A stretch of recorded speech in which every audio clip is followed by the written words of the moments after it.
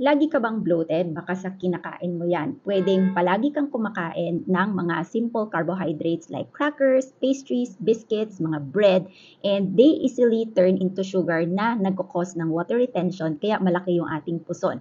Pangalawa, baka pwedeng lagi kang merong dairy sa iyong kinakain. Butter, milk, no? Kasi these are inflammatory na pagkain. At the same time, meron itong lactose which is also sugar na galing sa gatas. And marami kasi intolerant dito kaya lumalaki or nagiging bloated ang katawan natin. And number 3, pwedeng kulang ka naman sa fiber. If you're not eating enough fruits and vegetable, hindi maganda yung digestion, di tayo nakakapupo araw-araw, kaya lagi tayong bloated ang pakiramdam. So ano ang solusyon? Eat more complex carbohydrates kasi meron itong fiber that will help with your digestion.